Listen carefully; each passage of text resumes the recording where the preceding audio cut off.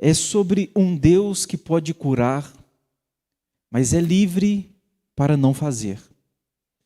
Um Deus que pode todas as coisas, sim, mas é livre também para dizer não, quando a gente quer que Ele diga sim. Um Deus que é livre para responder à sua oração de forma contrária ao que você pede. Eu sei que você gostaria de ouvir diferente de mim, porque eu também gostaria de ouvir diferente. Eu sei que o que atrai os nossos ouvidos é um pastor que dissesse: Deus pode curar todas as coisas e vai curar. Eu sei que é isso que a gente, por natureza, gostaríamos de ouvir. Mas não é esta a verdade. Deus pode curar a minha doença, a doença de um familiar, a doença de um amigo. Ele pode, mas Ele é livre para não fazer. Entender isso é de vital importância no reino de Deus. Então, à guisa de introdução, eu queria ler com vocês 3 passagens. A primeira delas, abra sua Bíblia em Atos, no capítulo 19, o versículo 11 e 12. Atos 19, versículos 11 e 12, eu queria fazer uma comparação com vocês em alguns textos, para sua memória ser ativada e a gente refletir um pouco sobre este assunto que é de vital importância para a nossa vida. Um Deus que pode curar, mas é livre para não fazer. Preste atenção aqui, porque Atos 19, no versículo 11, o apóstolo Paulo está em Corinto. Diz a Bíblia que ele entra na sinagoga e ele começa a ensinar. Mas o que é interessante aqui é que depois de Paulo ensinar, Deus vai se manifestar. E Deus vai se manifestar de uma forma extraordinária. Olha como Deus vai se manifestar.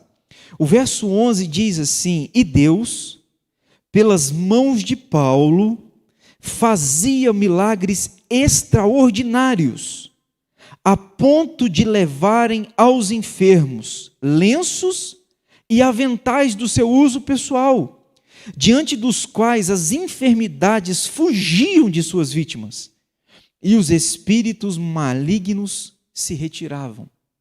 Pensa em algo extraordinário, é o que está acontecendo aqui. Note que Deus faz o milagre e faz o milagre pelas mãos de Paulo. E sabe o que é interessante aqui, meus irmãos? É que as pessoas eram curadas apenas com o lenço, avental de uso pessoal do apóstolo Paulo. As pessoas pegavam este lenço, estes aventais, e somente isto já fazia o milagre acontecer. Não é extraordinário? Bom, pastor, nós estamos lendo um texto que a gente queria que esse texto acontecesse todo dia. Por quê? Afinal de contas, eu tenho olhos e olhos servem para ver, e tudo o que eu queria era ver isso aqui. Milagres acontecendo, demônios se colocando em retirada. Olha que coisa extraordinária. Pois é. Mas eu disse que vou ler 3 textos. Quero chamar a sua atenção para o segundo texto. Folheie a sua Bíblia adiante. 2 Timóteo, no capítulo 4, versículo 20. 2 Timóteo, no capítulo 4, versículo 20, também está falando um texto do apóstolo Paulo. Mas notem vocês aqui o contraste. 2 Timóteo, no capítulo 4, o verso 20, diz a Escritura assim: Erasto ficou em Corinto, quanto a Trófimo, deixei-o doente em Mileto. Não sei se você está compreendendo aqui, à guisa de introdução, o que eu quero comunicar com você. Aqui é Paulo escrevendo a Timóteo, seu filho na fé, e quando ele vai encerrar esta carta, ele vai fazer algumas saudações, e ele cita Erasto, que não é o nosso foco agora, mas ele vai falar de Trófimo. Ele diz o seguinte: olha, este homem eu o deixei doente em Mileto. Sabe o que é o interessante aqui? Nós estamos falando do mesmo Paulo.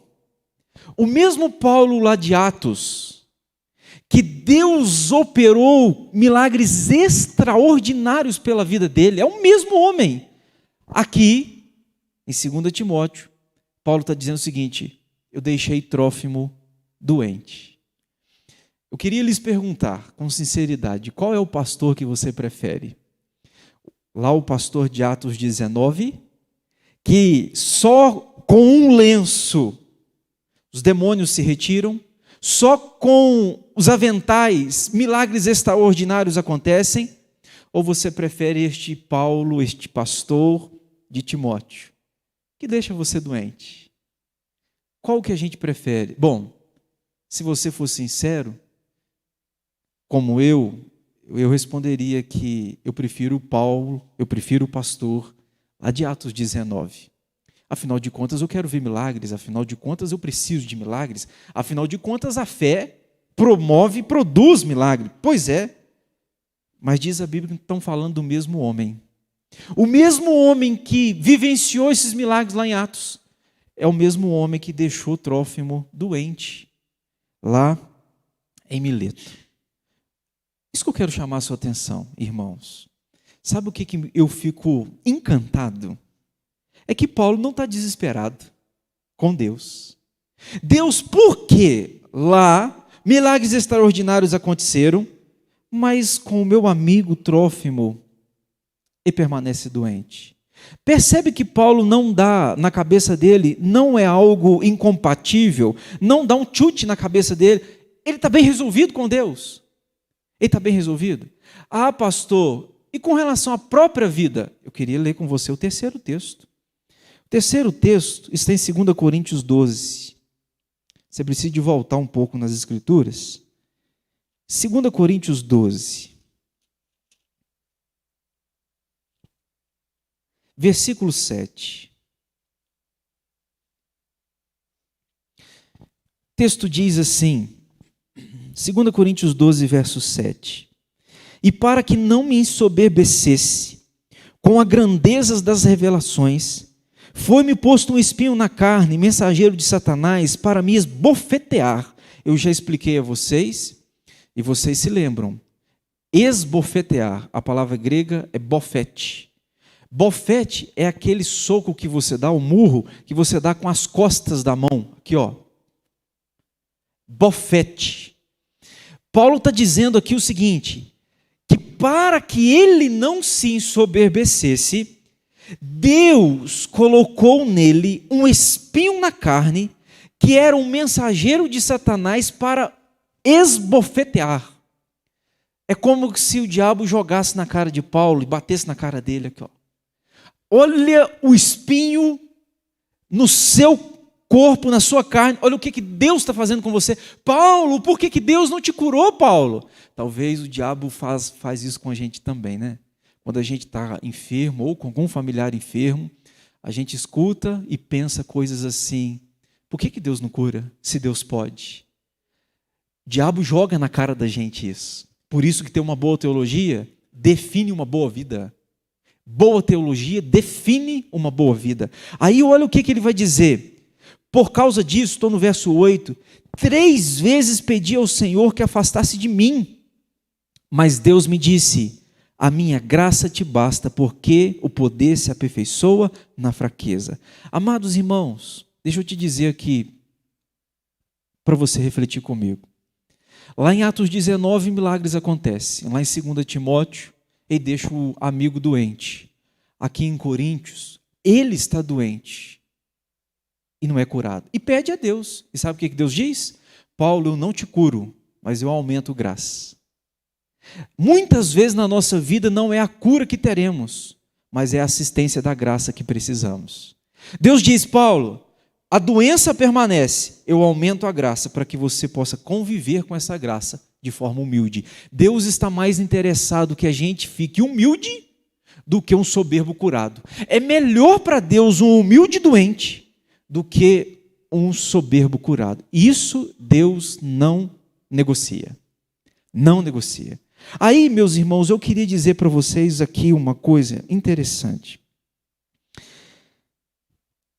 nós precisamos entender que refletir sobre esse assunto, entender corretamente este assunto, nos faz ter uma boa vida diante de Deus e não questionar.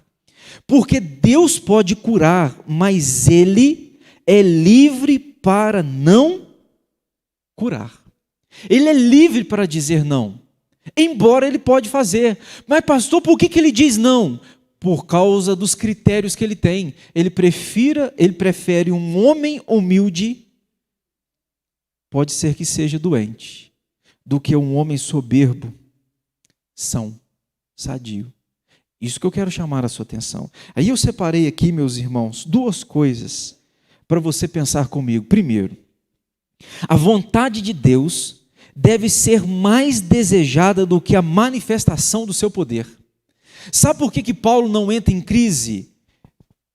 Ele passa por milagres extraordinários em Atos 19, deixa Trófimo doente e fica doente. Mas ele não entra em crise, porque Paulo entendeu que mais importante do que cura é a questão da obediência a Deus. Mais importante do que a manifestação do poder de Deus é eu me submeter à sua vontade. Por isso que eu quero pensar com você, a vontade de Deus deve ser mais desejada do que a manifestação do seu poder. Mas o que a gente muitas vezes prefere? A gente prefere mais a manifestação do poder dele do que a vontade dele. Senhor, quero que o Senhor cura, já que o Senhor pode. Mas Deus diz, não, mas não é a minha vontade. Aí a gente diz para Deus, mas é a minha. Não é assim? Pois é. Nós precisamos entender que a vontade de Deus deve ser mais desejada do que a manifestação do seu poder. Quando eu interesso mais na vontade de Deus do que no poder de Deus, sabe o que eu estou dizendo para Deus? Deus, eu me importo mais com o Senhor do que com aquilo que o Senhor pode me dar. Eu estou mais interessado contigo, eu estou mais interessado no Senhor do que nas tuas bênçãos, do que na tua providência e provisão. Portanto, amados irmãos, isso aqui é importante, porque você não se relacionaria com o seu familiar se o seu familiar só quisesse as coisas que você pode oferecer. Imagine que seja um cônjuge, um filho, que só quer de você o que você pode oferecer, mas não está nem aí para você. O que você diria? Daqui a pouco você não aguentaria mais, daqui a pouco você pularia fora e você diria, se você não valoriza quem sou e só o que eu posso oferecer, eu não quero me relacionar com você. Consegue compreender? Então Deus está mais interessado que a gente se interesse por Ele do que nas bênçãos dEle. Eu vejo isso em Jesus, irmãos. Jesus está no Getsemane e Jesus diz, Pai, se possível, passa de mim este cálice. Mas você lembra o que ele ora? Se não for possível, seja feita a tua vontade. Sabe o que ele está ensinando para mim? Deus, eu tenho vontades, eu tenho. E a minha vontade era não beber este cálice. Mas se não for possível, eu prefiro ser obediente, que seja feita a tua vontade. Pois é, a vontade de Deus deve ser mais desejada do que a manifestação do seu poder. A segunda coisa que eu quero destacar com você, irmãos, em segundo lugar, é que mais do que milagres, o que a verdadeira fé gera em nós é obediência e perseverança. As pessoas acham que, pastor, é preciso de muita fé para o milagre acontecer. Mas e se eu te disser que é preciso mais fé quando o milagre não acontece? Precisa de muita fé para o milagre acontecer. Mas eu estou aqui para te dizer que mais fé é necessária quando o milagre não acontece. Eu preciso crer, mesmo não tendo algo visível que sustente esta fé na minha vida. Pastor, o senhor continua crendo, mas não vendo nada? Esta é a fé que Deus espera de mim e de você. Mesmo não vendo, eu continuo crendo. Por que continuo crendo? Porque eu não preciso de ver para continuar crendo nesse Deus do impossível. Portanto, irmãos, mais do que milagres, o que a verdadeira fé gera em nós é obediência e perseverança. Mais fé é preciso quando o milagre não chega. A verdadeira fé não precisa do milagre para crer. Ele crer, independente do milagre. Aí, meus irmãos, sabe o que o Evangelho me ensina? O Evangelho me ensina, muitas vezes, e eu penso que o Evangelho tem como vetor principal também isto, o Evangelho ensina a gente a aprender a perder. O Evangelho ensina a gente que eu posso perder aqui, eu posso perder bens, eu posso perder saúde, o que eu não posso perder é o meu pai. Eu gosto de John Piper, ele escreveu um livro que me faz refletir. John Piper disse assim: se Deus te desse tudo o que Ele pode dar, e Ele é dono de tudo, se Ele te desse tudo o que Ele pode dar, mas Ele negasse de você a presença dEle, Deus não seria bom com você. Te dou tudo, mas não dou a você a mim, Deus diria. Você seria pobre, compreende? Você tem tudo dele, você não tem a Ele, você continua sendo pobre. Aí John Piper disse o seguinte, que a maior bênção de Deus não é o que Ele pode dar, nem é a salvação. A maior bênção é a salvação. A salvação é uma bênção, mas não é a maior. A maior bênção é o próprio Deus. Ele é maior do que a salvação. Por isso que John Piper disse, olha, se Deus se doar a você, se Ele te der a si mesmo a você, e não lhe der nada, você é o mais rico dos ricos, você é o mais privilegiado dos privilegiados. Sabe o que ele está dizendo? Mais importante do que Deus, do que aquilo que Ele pode dar, é quem Ele é. Só que muitas vezes a gente quer que, Deus, eu quero aquilo que o Senhor pode dar. E Deus está dizendo o seguinte, Senhor, Deus está dizendo para você o seguinte, meu filho, você tem a mim. Mesmo se você não tiver o milagre, se você tiver a presença dEle, você tem o maior milagre, compreende? Deus, eu não fui curado da doença que tenho, mas eu tenho o Senhor. Portanto, eu sou o mais privilegiado dos privilegiados. Eu sou o mais rico dos ricos, porque embora não tenha o fruto das tuas bênçãos, eu tenho o abençoador. Por isso que eu gosto de Moisés, né? Deus chega para ele e fala, Moisés, eu vou mandar um anjo para ir com você. Você lembra desse cenário? Eu vou mandar um anjo. Ô, gente, um anjinho para mim já estava ótimo. Senhor, um anjo? Fechou, um anjo comigo? Moço. E Deus falou, Moisés, um anjo vai à frente. Se você precisar, ele vai fazer, ele está lá, vai conduzir tudo, ele vai à frente. Moisés olhou para Deus e falou, Senhor, eu não vou não. Se o Senhor não vai, só pode mandar anjo, só pode mandar o exército do céu, mas se o Senhor não vai, ninguém vai. Ou o Senhor vai com a gente, ou ninguém vai. Eu achei encantador isso, porque eu já tinha topado por muito menos. Sim. Alexandre, você vai, a minha bênção está contigo. Senhor, então está fechado, viu? Eu vou com a tua bênção.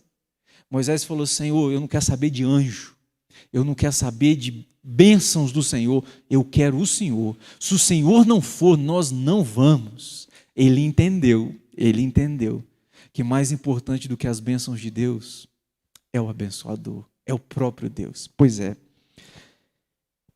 Sabe o que nós estamos vivendo, irmãos? Nós estamos vivendo uma geração que acha que ser abençoado por Deus é bolso cheio, muita grana no bolso ou na conta, você é abençoado, hein? Talvez você é o mais amaldiçoado e não sabe. Estou com muita saúde, que benção, sou abençoado, hein? Não tem a ver com isso. Ser abençoado por Deus é termos o próprio Deus. Esta é a maior bênção. Embora eu possa ter o próprio Deus e Deus me agradar, enchendo o meu bolso, me dando saúde, mas mais do que isso, irmãos, é o próprio Deus. Nós temos o próprio Deus. Nós temos acesso a esse Deus. Por isso que eu li propositalmente o Jeremias 29, no início agora. Eu é que sei que pensamentos têm a vosso respeito, diz o Senhor. Pensamentos de paz e não de mal. Pastor, se Deus não me curar, e continua sendo Deus, se Deus não te curar, Ele continua sendo Deus e você continua sendo abençoado. Por que, pastor, eu sou abençoado se ele não me curou? Porque você tem o próprio Deus, você tem muito mais do que a bênção dele, você tem a ele, então você tem tudo. Então nós estamos numa geração que sinônimo de bênção é se fui curado ou não, sinônimo de bênção é se sou rico ou não, se tem dinheiro ou não, se tem carro ou não, se tem casa ou não, isso é sinônimo de bênção, mas na Bíblia, ser abençoado por Deus é ter o próprio Deus. Por isso que eu disse para vocês no meu tema, Deus pode curar, mas Ele é livre para não fazer. E se Ele não fizer, Ele continua sendo Deus. Se Ele não fizer, Ele continua sendo Deus. Eu amo Sadraque, Mesaque e Abednego. Você lembra dele? Nabucodonosor chegou e disse o seguinte, olha, só vocês negarem a Deus, neguem, que nós não vamos jogar vocês na fornalha. Só negar. Aí, não, nós não negamos a Deus. Então vocês vão parar dentro da fornalha de fogo, hein? Pode colocar a gente na fornalha de fogo. Se Deus quiser nos livrar, Ele vai nos livrar. Mas se Ele não quiser, você lembra? Ele continua sendo Deus. Eu amo isso. Ou seja, hoje é fácil ler esse texto porque a gente sabe do resultado. A gente sabe que eles entraram lá e eram 3 homens, mas quem olhou de fora viu 4, porque um anjo do Senhor estava lá. A gente é fácil de ler porque a gente sabe do final. Mas quando eles decidiram ir, eles estavam dispostos a abrir mão da própria vida. Aí fica imaginando Deus vendo essa cena.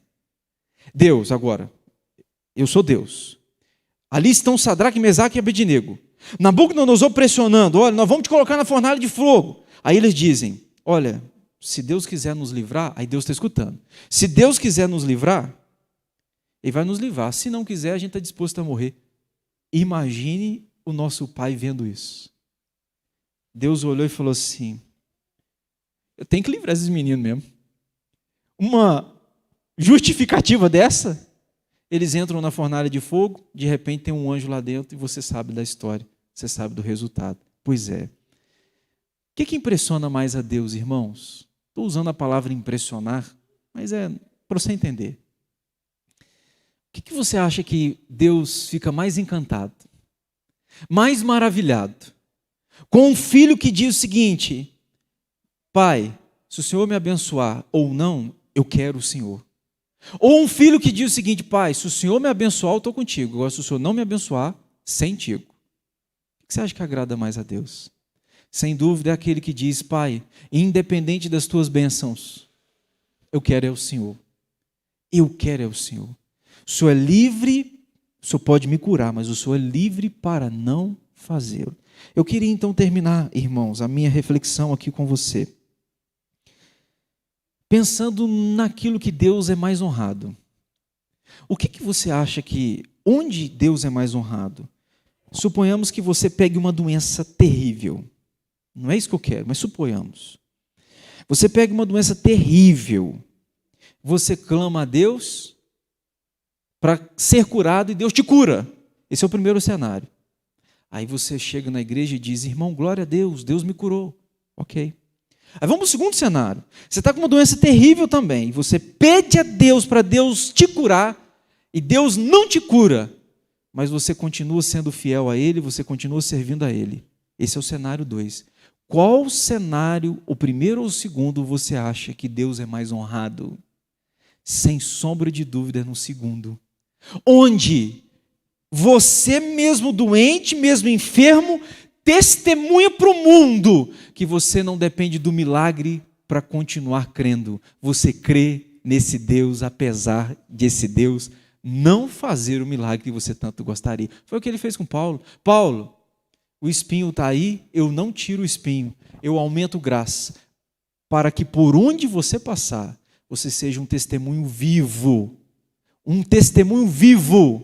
e eu receba glória, honra, porque mesmo doente, você vai ser um homem usado por mim, você vai ser um apóstolo, você vai ser um pastor, sem dúvida, vai marcar gerações. Pois é, nós honramos mais a Deus quando, mesmo não vendo o milagre, a gente continua crendo nesse Deus. Deus recebe mais honra. Portanto, irmãos, eu termino a minha palavra dizendo aqui para você, encerro a minha palavra dizendo assim, O objetivo de Deus é que você faça a vontade dele.